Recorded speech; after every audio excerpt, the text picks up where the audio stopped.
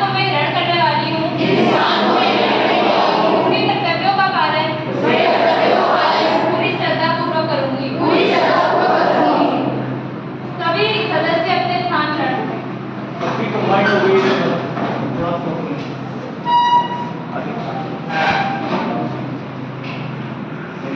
आज की कार्यवाही शुरू की जाए।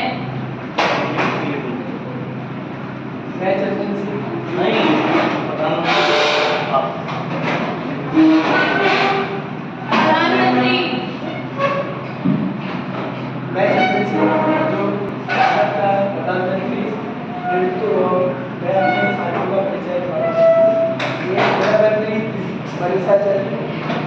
वित्त मंत्री कृषि मंत्री रोहित पटेल, पर्यावरण मंत्री अनिल पाठक, स्वास्थ्य मंत्री नीतीश कुमार, सड़क परिवहन समाज मार्ग प्रीतम, मानव संसाधन एवं विकास मंत्री सोमरकर, रक्षा मंत्री जीवन सिंह गोस्वामी, रेल मंत्री आयुष शर्मा।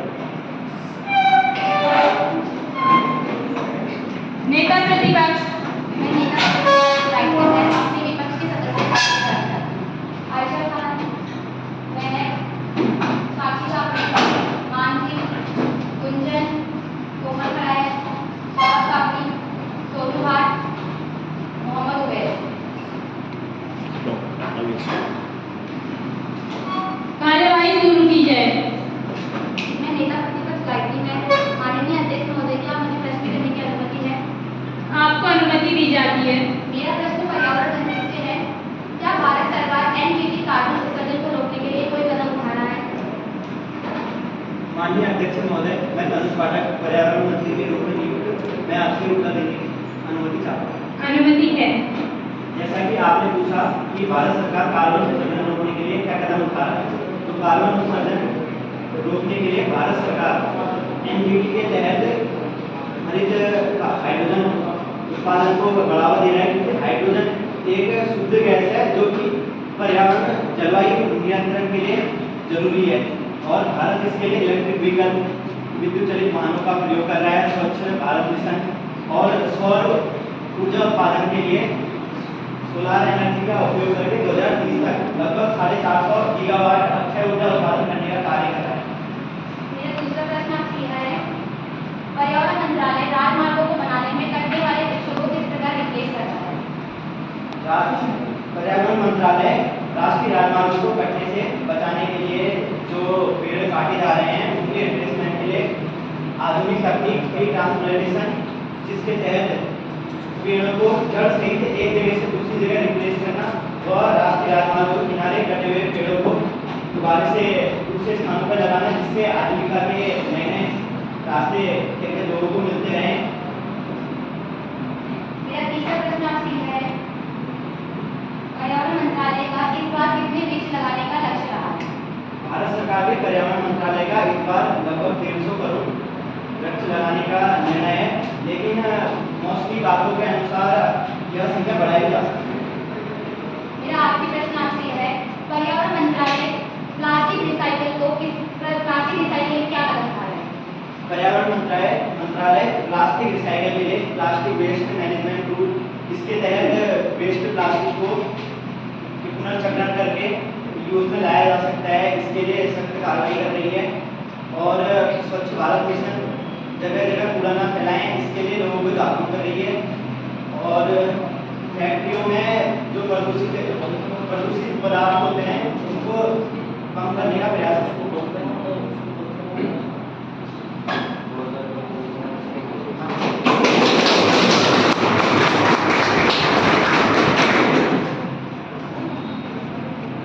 विपक्ष से सौरभ काफी गहन अंत से प्रश्न करेंगे।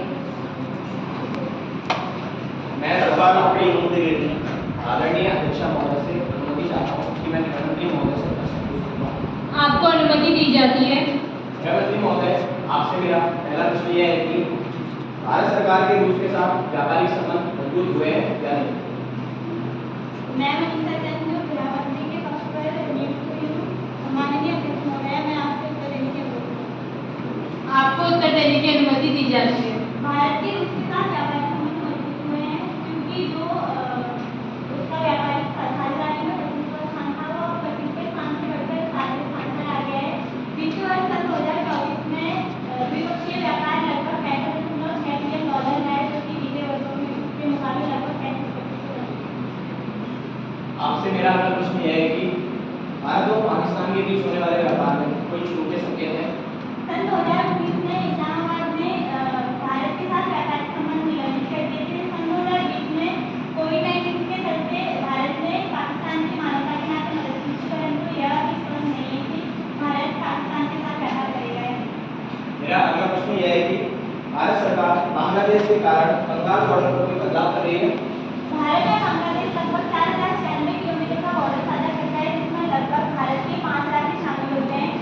बांग्लादेश में हुए संकट के बाद भारत ने सीमा पर सुरक्षा मजबूत कर दी है तथा बीएसएफ को अलर्ट कर रखा है, ताकि बांग्लादेश में हुए संकट के कारण भारत की सीमा सुरक्षा में कोई भी नुकसान न हो।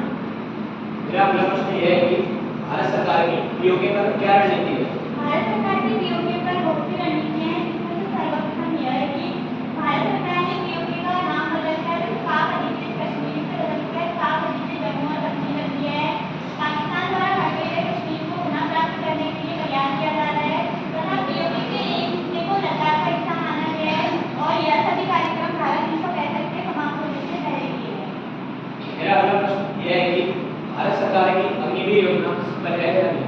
यदि हम बेरोजगारी के परिप्रेक्ष्य में देखें तो भारत की अग्निवीर योजना सफल है, क्योंकि जो एक अग्निवीर को सैलरी मिलती है वो ठीक ठाक होती है, जो कि 4 वर्ष के अंतराल में लगभग 23,43,160 रुपये होती है, जिसमें पेंशन रिटायरमेंट भी शामिल होता है तथा 4 वर्ष के अंत में उसे लगभग 11,72,160 रुपये सैलरी दी जाती है, जो कि बेरोजगारी को देखते हुए काफी बेहतर है। तथा थल सेना, जल सेना और वायु सेना के प्रमुखों ने यह घोषणा की है कि अग्निवीर द्वारा रिटायर्ड हुए सैनिकों को आसानी से सेना में भर्ती कर लिया जाएगा, क्योंकि उन्हें भी 23 सैनिकों की आवश्यकता है।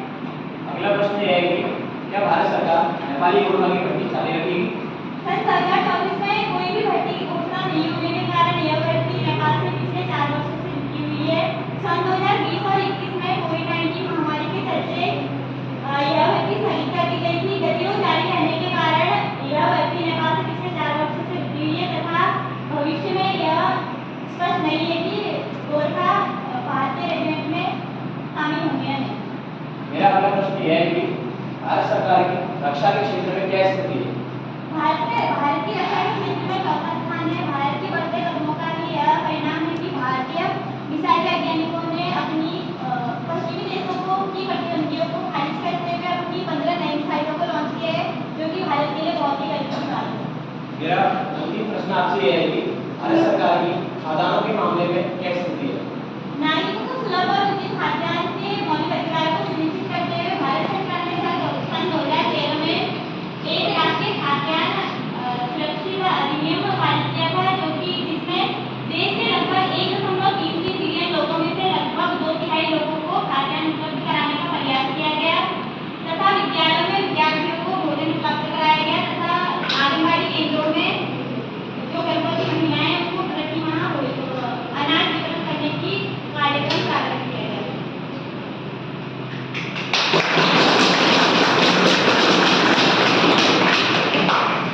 माननीय अध्यक्ष महोदय, क्या मुझे अनुमति है कि अपने विपक्ष के सदस्यों को प्रश्न पूछने की इजाजत है? अनुमति दी जाती है। विपक्ष से महक मानव संसाधन विकास मंत्री से प्रश्न करेंगे। मेरा नाम है माननीय अध्यक्ष महोदय, क्या मुझे प्रश्न पूछने की अनुमति है? अनुमति है। मेरा प्रश्न है मानव संसाधन विकास मंत्री से। मेरा पहला प्रश्न है कि भारत में कितने प्रतिशत महिलाएं उच्च शिक्षा प्राप्त कर पा रही हैं? माननीय मैं जो मानव संसाधन विकास मंत्री हैं, क्या मुझे प्रश्न की अनुमति है? आपको अनुमति दी जाती है। मैं इस दौरान आप सभी के सामने साझा करना चाहूँगी कि यह साल का वह समय है जब लाखों महिलाएं अपने मनपसंद पाठ्यक्रम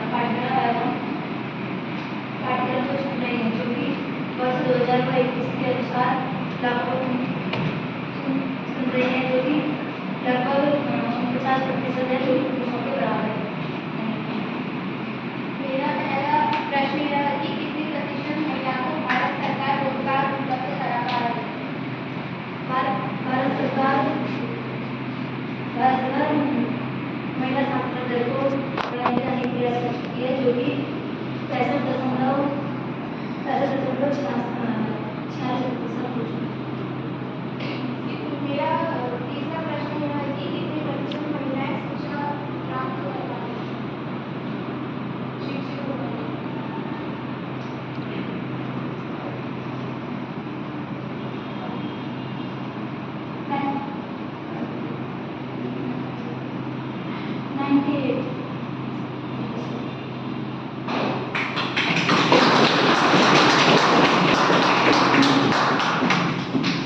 माननीय अध्यक्ष महोदय, क्या मुझे अनुमति है कि मैं अपने विपक्ष के सदस्य को प्रश्न पूछने की इजाजत देती हूँ? आपको अनुमति दी जाती है। विपक्ष से मानसी वित्त मंत्री से प्रश्न करेगी। मेरा नाम मानसी है। माननीय अध्यक्ष महोदय, क्या मुझे प्रश्न करने की अनुमति है? अनुमति दी जाती है। मेरा प्रश्न वित्त मंत्री से है। भारत सरकार का जीएसटी कलेक्शन कितना था? माननीय अध्यक्ष महोदय जी, मैं हेमंत सैनी, मैं वित्त मंत्री पद के लिए नियुक्त की गई हूँ। क्या मुझे उत्तर देने की आवश्यकता है? आपको अनुमति दी जाती है। फाइनेंशियल ईयर 2023-24 में total gross GST collection 20.18 lakh crore रुपए रहा, जो पिछले साल के संशोधित दर से 7.7% की वृद्धि को दिखाता है। वित्त वर्ष 2023-24 में औसत मासिक संग्रह 1.68 लाख करोड़ रुपए दर्ज किया गया, जो पिछले साल के दर से 1.1 लाख करोड़ रुपए ज्यादा है। जून 2024 में साल और सीमा पर जीएसटी रेवेन्यू कलेक्शन लगभग रुपए 1.74 लाख करोड़ रुपए रहा, जो जून 2023 के 1.61 लाख करोड़ से लगभग 7.7% की बढ़ोतरी को दिखाता है। मेरा दूसरा प्रश्न, भारत सरकार का शिक्षा बजट 2024 से 25 तक कितना रहा? 2024-25 के केंद्रीय बजट पेश करते हुए केंद्र ने शिक्षा, रोजगार और कौशल के लिए 1.48 लाख करोड़ रुपए का आवंटन किया है, जो पिछले साल के संशोधित बजट से 1.61 लाख करोड़ से ज्यादा है। और रेल संस्थानों में उच्च शिक्षा प्राप्त करने के इच्छुक छात्रों को 10 लाख रुपए तक के ऋण देने की छात्रवृत्ति प्रदान की जाएगी। मेरा तीसरा प्रश्न, भारत सरकार 2000 के नोट पर अभी कोई बंदी करने के प्रयास में है? भारतीय रिजर्व बैंक ऑफ इंडिया ने 19 मई साल 2023 को एक सर्कुलर जारी किया था, जिसमें उन्होंने यह फैसला लिया था कि 2000 रुपए के नोट को बंद कर दिया। लेकिन उन्होंने यह भी फैसला लिया था कि आम जनता को इससे परेशान होने की कोई जरूरत नहीं है। इसके 3 दिन बाद 23 मई 2023 को इन नोटों को पास के बैंकों एवं क्षेत्रीय कार्यालयों में वापस करने की सुविधा भी प्रदान की गई थी तथा केंद्रीय बैंकों में इस बड़े नोट को क्लीन नोट पॉलिसी के तहत बंद करने का फैसला किया गया। मेरा अंतिम प्रश्न, भारत सरकार का सुरक्षा बजट कितना है? भारत की रक्षा बजट के आवंटन में पिछले 4 वर्षों में लगातार बढ़ोतरी की गई है। यह 2020 में 4.71 लाख करोड़ से बढ़कर आज यह 1.6 लाख करोड़ पर पहुंच गया है। रक्षा बजट के आवंटन में सशस्त्र बल एवं आत्मरक्षा को बढ़ावा देता है तथा यह 2025 में लगभग 6,21,940.85 करोड़ रुपए लगभग 75 बिलियन US डॉलर रुपए आवंटित किए गए हैं, जो सभी मंत्रालयों में समर्पित हैं।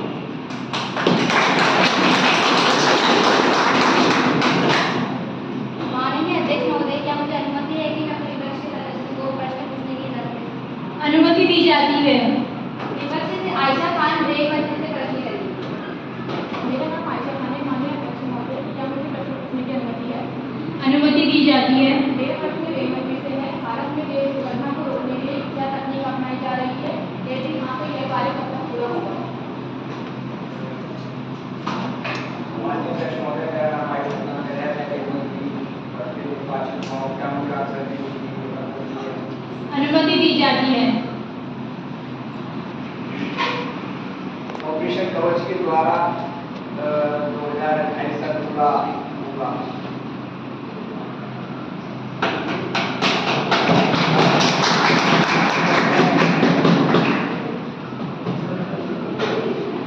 माननीय अध्यक्ष महोदय, क्या मुझे अनुमति है कि मैं अपने विपक्ष के सदस्य को प्रश्न पूछने की इजाजत दे सकूं? अनुमति दी जाती है। विपक्ष से कोमल खराय परिवहन मंत्री से प्रश्न करेंगे। आदरणीय अध्यक्ष महोदय, मैं कोमल खराय सड़क परिवहन और राजमार्ग मंत्री से प्रश्न करने की अनुमति चाहता हूँ। आपको प्रश्न पूछने की अनुमति दी जाती है। मेरा प्रश्न सड़क परिवहन मंत्री से यह है कि भारत सरकार के उपयोग करने वाले राजमार्ग का अवसर है। मेरा नाम प्रीतम और मैं सड़क एवं परिवहन मंत्री के नियुक्त हूँ। अध्यक्ष महोदय, मेरे को आंसर देने की अनुमति है। अनुमति दी जाती है। आपके पहले प्रश्न का उत्तर यह है कि एक बार दोबारा भारत सरकार शांति व्यवस्था बनाए रखें। भारत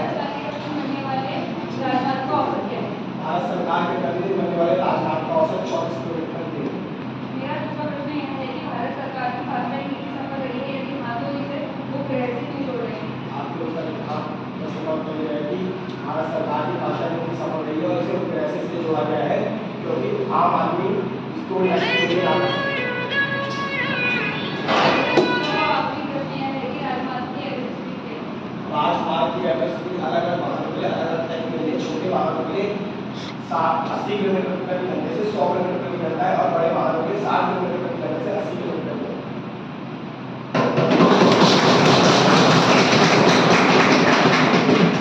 माननीय अध्यक्ष महोदय, क्या मुझे अनुमति है कि मैं अपने विपक्ष के सदस्य को प्रश्न पूछने की इजाजत दे सकूं? अनुमति दी जाती है। विपक्ष से मोहम्मद उवैस कृषि मंत्री से प्रश्न करेंगे। माननीय अध्यक्ष महोदय, मेरा नाम मोहम्मद उवैस, मैं कृषि मंत्री से प्रश्न पूछने के लिए चाहता हूं। अनुमति दी जाती है।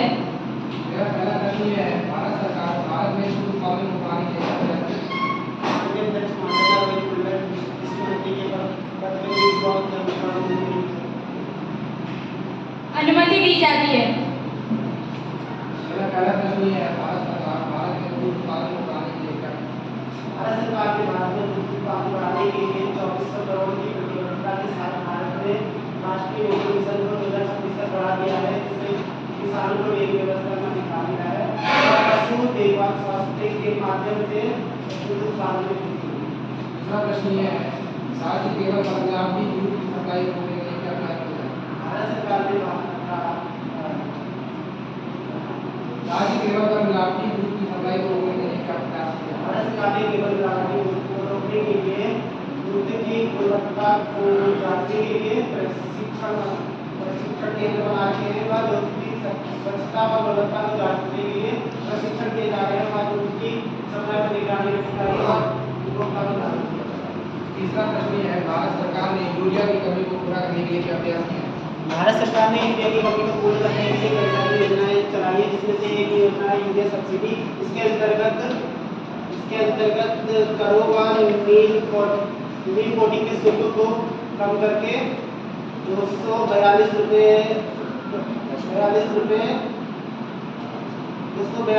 प्रति 45 किलो की बोरी उपलब्ध कराई है। वहाँ भारत सरकार 2025 तक यूरिया के आपूर्ति। हेलो। मेरा लास्ट प्रश्न यह है, बरसात के मौसम में बाजार में टमाटर के बढ़ते हुए मूल्य को कम करने के लिए क्या प्रयास किए जाए? बरसात के मौसम में टमाटर के मूल्य को ये अंदर रख जाओ। सरकार ने किसानों को टमाटर की खेती बरामदे में रख देना। के लिए प्रोत्साहित किया है व अन्य सब्जियों हाँ।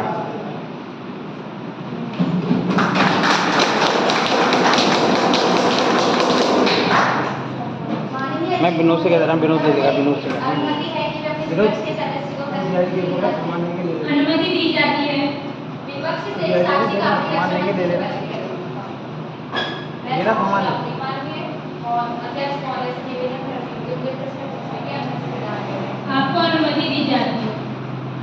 खून सरकार का ही सही पर नस्ले आदम खून है, बच्चे सरकार के ही सही पर किसी के दिल का सुकून है। मेरा प्रश्न रक्षा मंत्री जी से है, क्या आप मेरे इस प्रश्न का जवाब दे पाएंगे कि पिछले सरकार की ओर से पिछले शोक संतप्त परिवारों को कुल कितना प्रतिशत मुआवजा दिया गया तथा साथ ही इस प्रकार की गोलीबारी को रोकने के लिए कितना कदम उठाए गए हैं?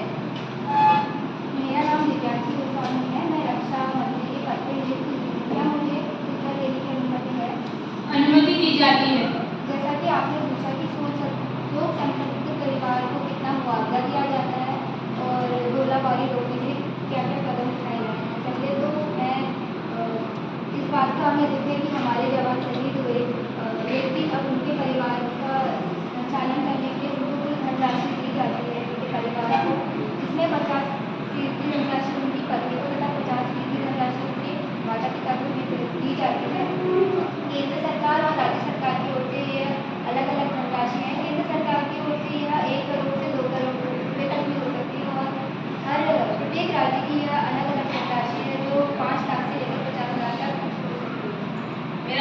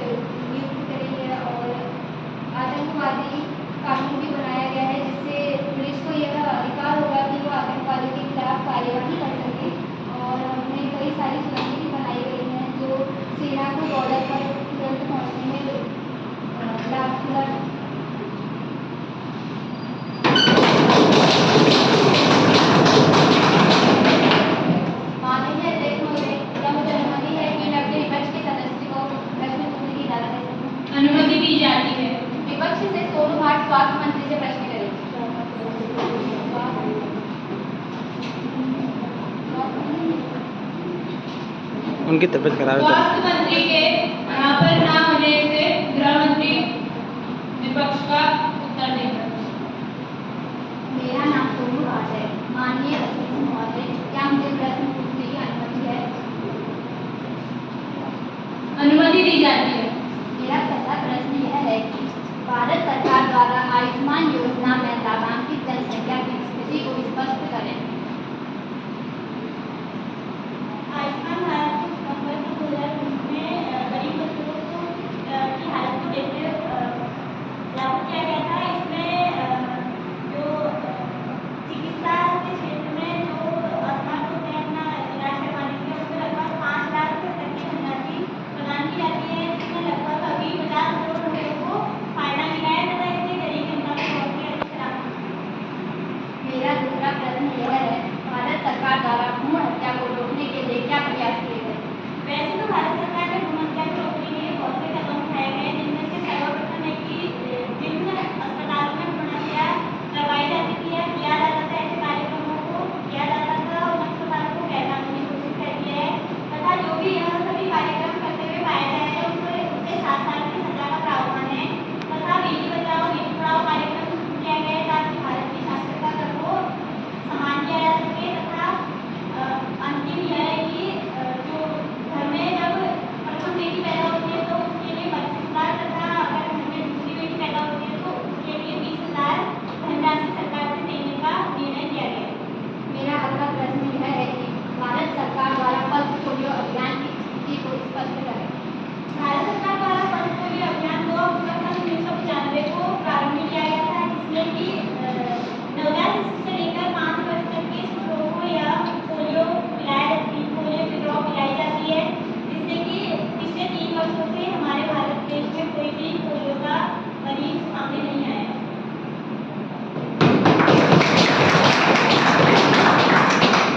माननीय अध्यक्ष महोदय, क्या मुझे अनुमति है कि मैं विपक्ष के सदस्य को प्रश्न पूछने की इजाजत दें? अनुमति दी जाती है। विपक्ष से गुंजन प्रधानमंत्री से प्रश्न करें।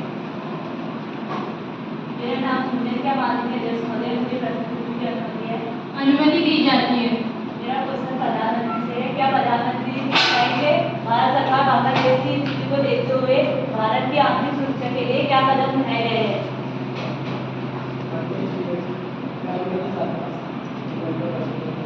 अनुमति दी जाती है।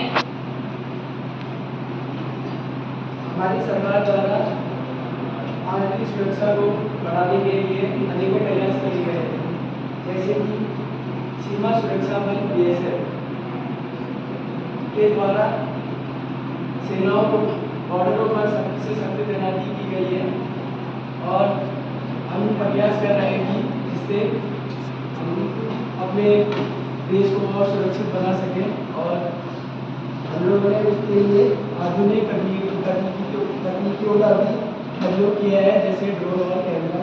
और समुद्री सुरक्षा बंगाल की खाड़ी में भी भारत नौसेना और समुद्री सेनाओं के द्वारा अधिक से अधिक प्रकार की तैनाती की गई है।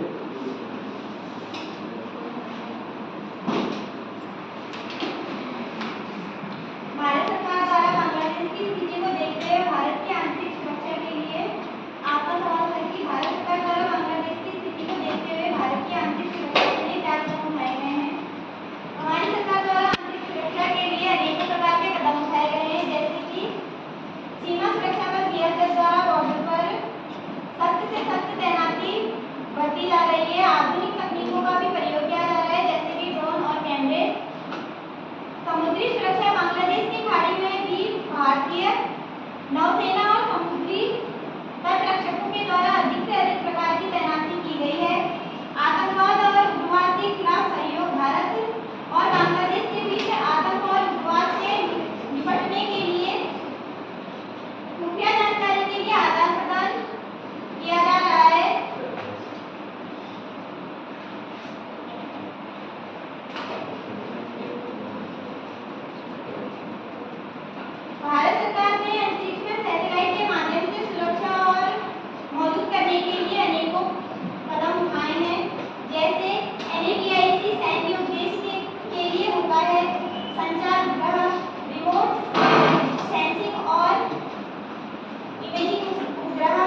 अंतरिक्ष में निगरानी, एंटी सैटेलाइट 2019 में मिशन शक्ति के तहत एक एंटी सैटेलाइट मिसाइल का परीक्षण किया।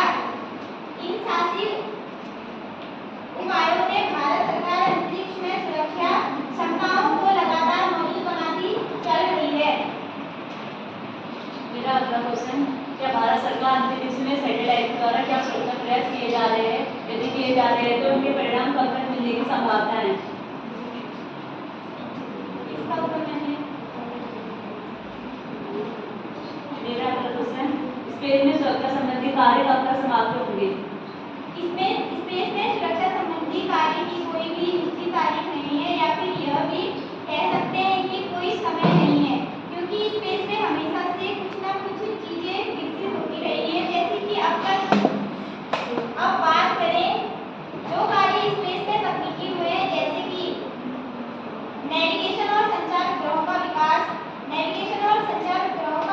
चक्र अनवरत रूप से चलते हैं और इनकी समय सीमा प्रत्येक मिशन पर निर्भर करती है।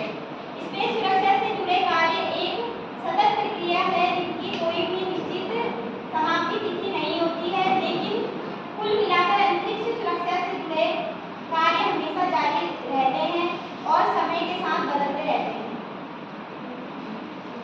मेरा अगला प्रश्न, भारत नेपाल सीमा पर व्यापार संबंधी ट्रांसपोर्ट कब तक पूरा हो पाएगा? भारत और नेपाल दोनों ही देशों के बीच संबंध और मजबूत करने के लिए दोनों देशों द्वारा कई प्रमुख परिवहन लिंक, ट्रांसपोर्ट लिंक पर काम किया जा रहा है। इन परियोजनाओं का एक ही उद्देश्य है कि कार्य करने की दोनों के देशों के बीच संबंध अच्छे बने रहें और साथ ही व्यापार के मामले में भी किसी भी प्रकार की बाधाएं ना दिखाई दे एवं दोनों देशों के बीच आर्थिक विकास को बढ़ावा देना है।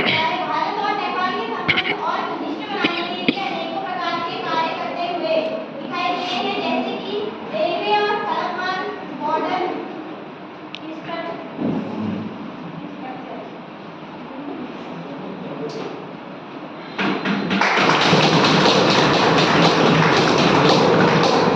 ठीक है।